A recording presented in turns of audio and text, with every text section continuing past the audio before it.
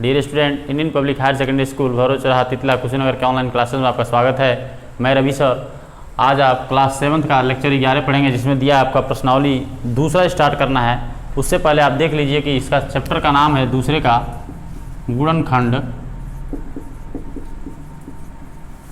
गुणनखंड क्या होता है, इसमें देखिए गुणा के रूप में प्रत्येक भाग को खंडित करना आपका गुणनखंड कहलाता है। और ये गुणनखंड जो होता है बहुत सारे प्रकार के होते हैं। तो पहला टाइप देख लीजिए, आपको पढ़ना है। जैसे आपका दिया रहेगा ax² और by², ax² ay² प्लस आपका हो जाएगा bx² और by²।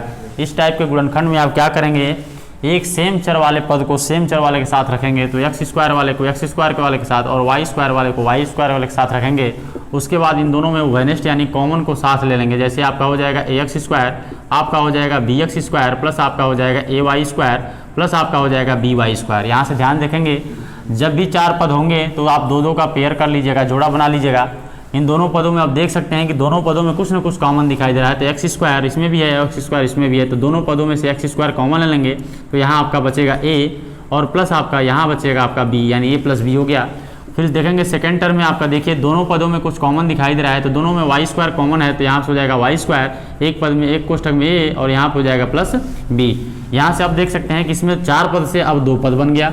देखिए आपका एक पद हो गया, एक दूसरा पद हो गया। अब चार पद से जब दो पद हो गया तो दोनों पदों में भी कुछ कॉमन दिखाई दे रहा है। जैसे आपका a प्लस बी और a प्लस बी दोनों में कॉमन है, तो दोनों में से कॉमन ले लीजिए a प्लस बी और जो बचता है उसको सेकंड ब्रैकेट में रख दीजिए। आपका बचा है x² प्लस हो जाएगा y²। तो देखिए इतने बड़े आपका ये चार पदी व्यंजक था और इसको गुणा के रूप में हमने खंडित कर दिया दो पदी व्यंजक में। तो ये आपका गुणनखंड कहलाएगा। जैसे देखिए आपका इसके बीच में गुणा है और दो भागों में खंडित हो गया, इसलिए हम इसको गुणनखंड कहेंगे।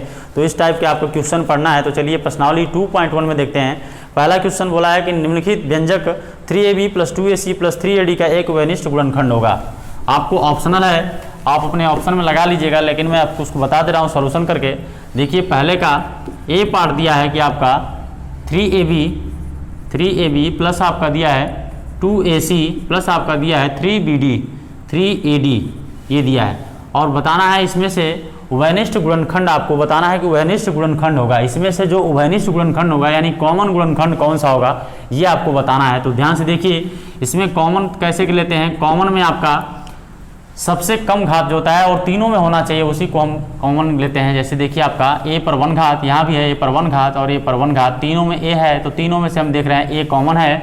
बाकी आप देखिए इसमें भी है आपका, इसमें कहीं नहीं है। आप देख सकते हैं तीनों पदों में कॉमन होना चाहिए। 3 इसमें है, इसमें है, इसमें नहीं है, इसलिए इसको कॉमन नहीं लेंगे। और देखिए कुछ भी कॉमन नहीं दिखाई दे रहा, तो a कॉमन अगर ले लेते हैं तो आपका हो जाएगा 3b प्लस आपका हो जाएगा यहाँ पे 2c और प्लस यहाँ पर हो जाएगा 3d।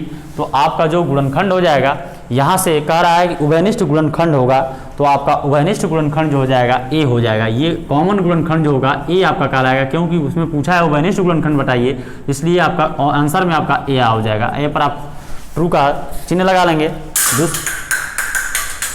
दूसरा दिया हुआ है कि व्यंजक x प्लस 11 और x प्लस 11 दिया है, इसमें एक उभयनिष्ठ गुणनखंड होगा।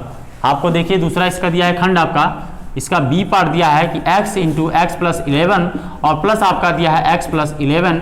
इसमें आपको बताना है कि उभयनिष्ठ गुणनखंड कौन सा होगा। तो आपको सिंपल देखिए, ये पहला पद हो गया, ये दूसरा पद हो गया, इन दोनों में उभयनिष्ठ गुणनखंड बताना है। तो इन दोनों में देख रहे हैं कि पहले पद में भी x प्लस 11 है और दूसरे में भी x प्लस 11 है। तो दोनों में से हम x प्लस 11 कॉमन ले सकते हैं और ब्रैकेट में आपका बच जाएगा x प्लस 1 बच जाएगा।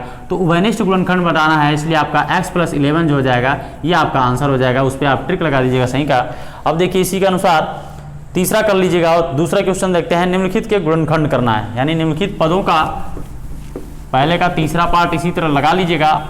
और दूसरा क्वेश्चन कहा है कि इसका निम्नलिखित के गुणनखंड कीजिए।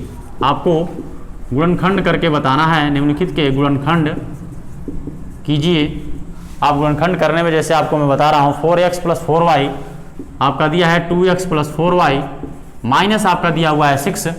आपका बी पार्ट इसका दिया है 3x माइनस 12 ये दिया है, ये आपका a हो गया, ये b हो गया। c आपका दिया है 5x, c आपका दिया है 5x माइनस 20। आपका इसमें देखिए d दिया हुआ है 2p प्लस 18p² और माइनस दिया है 4p³। इसमें 4 बता दे रहा हूँ आपको, 2 अपने पास से कर लीजिएगा। तो आपको इसमें बताना है कि गुणनखंड करके बताना है इसका गुणनखंड कैसे होगा। तो देखिए इसमें 3 पद है तो हमें तीनों पदों में कुछ ना कुछ कॉमन दिखाई दे रहा होगा। ये देखिए इसमें भी 2 है, 2 दूना 4 होता है और 2 तीन 6 होता है, यानी हम तीनों में से 2 कॉमन ले सकते हैं। तो 2 कॉमन ले लिए, जो बचता है उसको ब्रैकेट में रख दीजिए, आपका गुणनखंड हो जाएगा।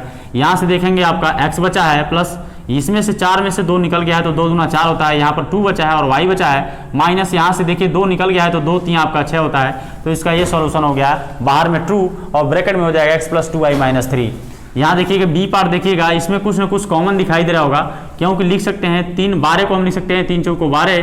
तो देखेंगे सेकंड पद में आपका 3 है और फर्स्ट पद में भी 3 है, तो दोनों में से 3 कॉमन ले लेते हैं तो x माइनस आपका यहाँ पर बच जाएगा 4। देखिए 3 बाहर चला गया तो आपका -4 हो गया, ये गुणनखंड हो गया। सी का आप देखिए इसी प्रकार सी में भी आपको कॉमन कुछ दिखाई दे रहा होगा, ये 5 है, इसको लिख सकते हैं 5 चौको 20। तो इसमें भी 5 है और इसमें भी 5 है, दोनों में से 5 को बाहर ले लेंगे तो ये वनिष्ठ हो जाएगा आपका, यहाँ से बच जाएगा x माइनस, यहाँ भी हो जाएगा 4। ये आंसर हो गया। थोड़ा सा डी पार्ट थोड़ा सा बड़ा दिया है, लेकिन इसका भी सोल्यूशन एकदम बहुत आसान है। देखिए यहाँ पे मैं बताया हूँ, कॉमन लेते समय देखेंगे कि अगर चर में कोई कॉमन है तो देखिए p पर सबसे ज़्यादा घात 3 है, इससे कम घात 2 है, इससे कम घात 1 है। तो सबसे किसी भी गुणनखंड में घातों में जो होता है सबसे कम घात जो होता है उसको बाहर लेते हैं। तो यहाँ सबसे पहले हम p पर 1 घात बाहर लेंगे कॉमन में, और उसके बाद देखेंगे संख्या में देखेंगे 2 है तो यहाँ पे दोनों 18 होता है और 2 दूना 4 होता है। तो सभी में से तीनों पदों में 2 कॉमन भी दिखाई दे रहा है, तो 2p को कॉमन ले लिए। यहाँ पर देखिए क्या बचेगा, 2p सब बाहर आ गया है तो यहाँ पर कुछ नहीं बचा है, यानी यहाँ पर हमेशा स्वतंत्र रूप में 1 बचा रहता है। तो 1 लिखेंगे और प्लस लिखेंगे, दोनों 18 होता है तो 9, 1p बाहर आ गया है तो 1p बचा है, माइनस यहाँ से देखिए 2 दूना 4 होता है तो 2 आपका बचा हुआ है, और देखिए p पर 1 घात निकल गया है और p पर 1 घात और गुणे p पर 2 घात गुणा करते हैं तो p पर 3 घात होता है। तो p पर 1 घात निकल गया आपका, p पर बचा है यहाँ पर 2 घात, ये आपका आंसर हो जाएगा, गुणनखंड हो जाएगा। इस प्रकार इसका दूसरा कीजिएगा। नीचे आपका तीसरा कह रहा है कि निम्नलिखित के गुणनखंड कीजिए, थोड़ा सा इससे आपको थोड़ा सा और बड़ा देगा, और उसका भी कह रहा है कि इसके भी गुणनखंड कीजिए। तो देखिए देखते हैं तीसरा क्वेश्चन, निम्नलिखित का गुणनखंड कीजिए, जिसमें तीसरा का फर्स्ट पार्ट दिया है x × x - 1 + 2 × x - 1 आपका दिया है, ये दिया है x × x - 1 + 2 × x - 1, ये आपका दिया है, कह रहा है कि इसको गुणनखंड कीजिए। तो गुणनखंड करते समय ध्यान देंगे, इसमें देखिए कितने पद हैं, 1 पद हो गया और यहाँ 2 पद हो गया। दोनों पदों में देख रहे होंगे सेम जो चीज़ होता है उसको कॉमन लेते हैं। तो देखिए यहाँ पर x - 1 है, यहाँ भी x - 1 है, तो एक ब्रैकेट में x - 1 को कॉमन ले लेंगे और बाकी जो ब्रैकेट में बचेगा उसको लिख देंगे। तो यहाँ पर बचेगा आपका x बचेगा, यहाँ पे x - 1 बाहर हो गया है और यहाँ पे x - 1 बाहर हो गया है तो 2 बचेगा, तो यानी x प्लस आपका 2 हो जाएगा। तो इसको ब्रैकेट में रख देंगे, ये आपका गुणनखंड हो गया। ऐसे इसका देख लीजिए बी पार्ट देख लीजिए, बी पार्ट दिया हुआ आपका 2z, ब्रैकेट में दिया है z + 5 और प्लस आपका दिया है माइनस, आपका दिया है -2z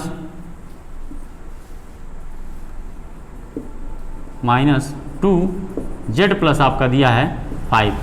इसमें आपको सर्वनिष्ठ यानी उभयनिष्ठ गुणनखंड बताना है, गुणनखंड आपको करके दिखाना है। तो सबसे पहले देख लीजिए आपका ये पहला पद हो गया, ये दूसरा पद आपको सबसे पहले दिखाई दे रहा होगा, ब्रैकेट वाला z + 5 इसमें भी है और ब्रैकेट वाला इसमें z + 5 इसमें भी है। तो सबसे पहले आप देख लीजिए कि z + 5 कॉमन ले लेते हैं। इसके बाद भी कुछ कॉमन दिखाई दे रहा है, देखिए इसमें भी 2 है, इसमें भी 2 है, तो दोनों में से 2 कॉमन लेते हैं, बाकी जो बचता है उसको ब्रैकेट में रख दीजिए। इन दोनों में से 2 बाहर हो गया है और z + 5 बाहर हो गया है, तो बचा है केवल z, तो यहाँ पर हो जाएगा z माइनस आपका, यहाँ भी देखिए 2 भी बाहर हो गया है और z + 5 भी बाहर हो गया, यानी टोटल संख्या बाहर हो गई है, कॉमन ले लिया हमने, तो वहाँ पर कुछ नहीं बचा है, यानी हमेशा 1 बचा रहता है, इसलिए हम यहाँ पर लिख देंगे 1 और ये हो जाएगा आपका गुणनखंड। इसका देख लीजिए एक पार्ट्स और देख लीजिए, जैसे आपका दिया है ए हो गया, बी हो गया, एक आध और देख लेते हैं। इसमें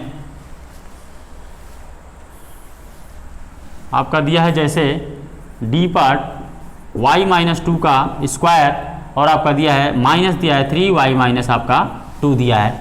इसमें आपको गुणनखंड करना है इसका। तो देखिए y - 2 पर 2 घात है और यहाँ y - 2 पर 1 घात है। तो मैं बताया था आपको कि घात गुणा करते आपका कॉमन लेते समय ध्यान देंगे कि मैक्सिमम घात को कॉमन नहीं लेते हैं, मिनिमम घात को कॉमन लेते हैं।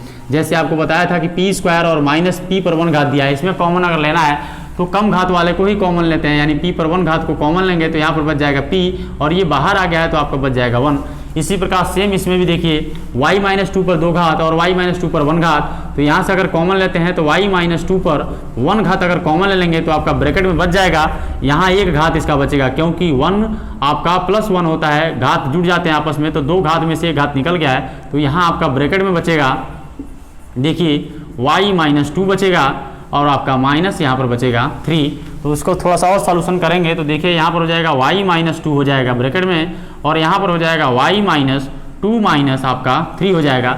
थोड़ा सा और इसका सॉल्यूशन करेंगे तो y माइनस 2 एक ब्रैकेट में और दूसरे ब्रैकेट में माइनस 2 है और माइनस 3 है। ध्यान देंगे सेम चिन्ह रहता है तो वो चीज़ जुड़ जाती है, तो सेम चीज़ है तो संख्या आपका जुड़ जाएगा। माइनस 2 और माइनस 3 आपका 3 2 5 हो जाएगा, माइनस चिन्ह लगा देंगे तो आपका हो जाएगा y माइनस 5 हो जाएगा, ये आंसर हो जाएगा। इस प्रकार आपका